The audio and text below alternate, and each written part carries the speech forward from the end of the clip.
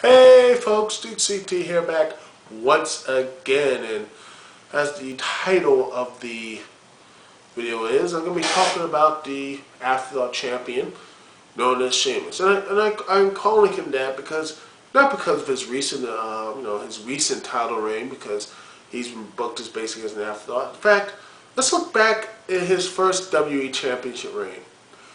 He was an afterthought then. I mean, if you remember, the people who Sheamus was had to he was basically the afterthought to was John Cena, Vince McMahon, Batista, and Bret Hart. That whole saga. After that, well, it was John Cena versus Nexus, and he was just the other guy in the background fighting with Orton in bland and boring matches for the most part. I mean, it just seems to me that Sheamus has always been that afterthought, and it's a shame because he is very talented. He's a very talented big man who he has a unique look, and he actually can get it done in the ring. I mean, his matches with Mark Henry were really good, and also his match with Daniel Bryan at Extreme Rules was very good. And he had a very good Fatal 4-Way match with Orton, Jericho, and Del Rio.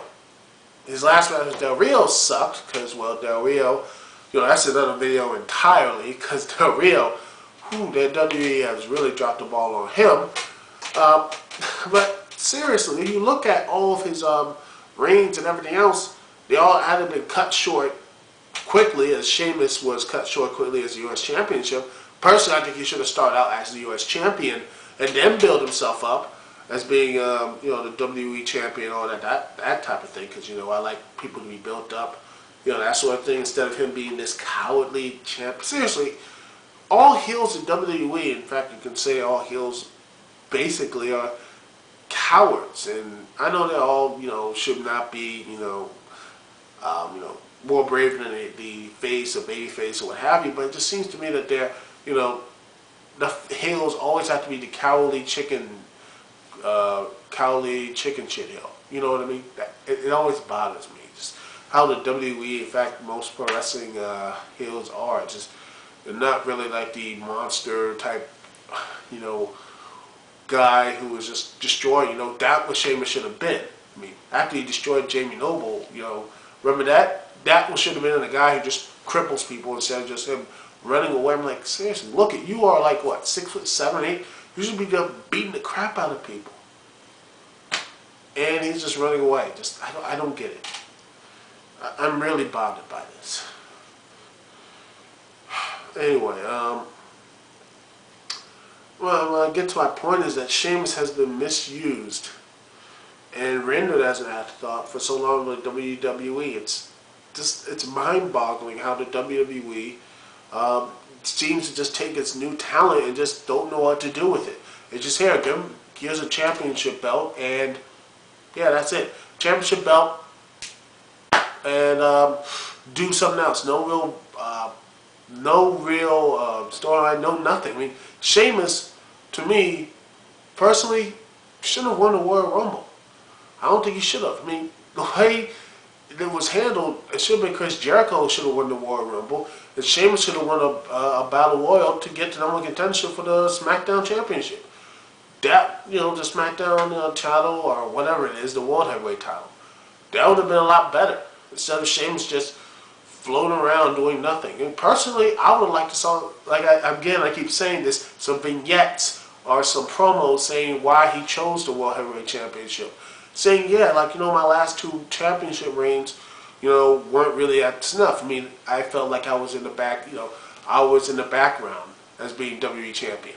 But no more. I'm working. I'm doing all this type of stuff. I'm building myself back up to be the WWE best, and everything else. And I'm taking on Daniel Bryan because he's been mouthing off the locker room, mouthing off everywhere he goes, thinking he's the best in the world and everything else. Well, I'm going to show him at WrestleMania that I am better than him and everything else like that. And have him win in 18 seconds, which I think was a stupid mistake. Have him win in, good 15-minute match. Then have the rematch to solidify Sheamus as the real deal. Simple. But the WWE doesn't seem how to do that. It doesn't know how to build on any type of characters or anything like that. Just like no type of continuity, no type of they don't know how they choose guys they can build character. I mean, Daniel Bryan has really got actually pretty good character development. CM Punk, some good character development, especially what you have at Raw 1000. Some really interesting turns there. But guys like Sheamus, John Cena, who had multiple times to do some character growth but didn't, and a list of others that they just don't want to pull the trigger on, are too cowardly to do so. And this is one of the problems when they don't have competition, folks.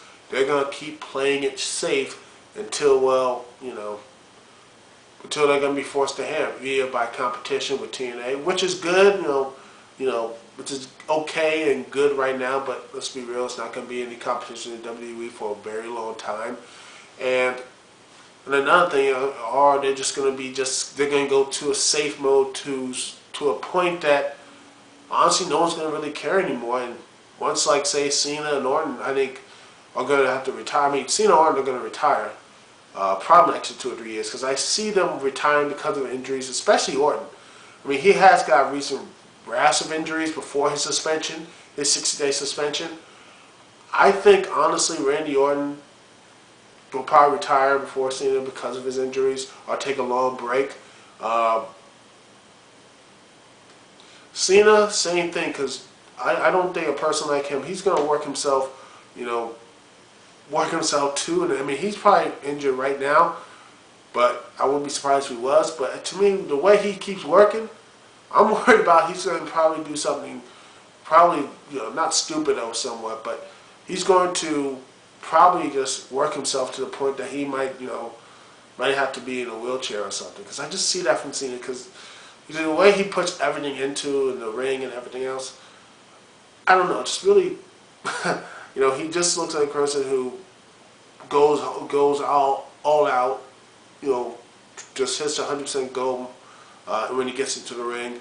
And I don't know, I know I'm not being like, oh, you're supposed to go do that, but I'm just worried about, because he has those neck problems, the neck injury, back injuries, all that type of stuff, and the shoulder, injuries, and I'm just like, if he gets injured for a long period of time, when they did that, they had to do something. They were forced to do something. But God forbid if Cena or Orton are both next 2-3 years are gone, who are they going to actually step up with? CM Punk and Daniel Bryan?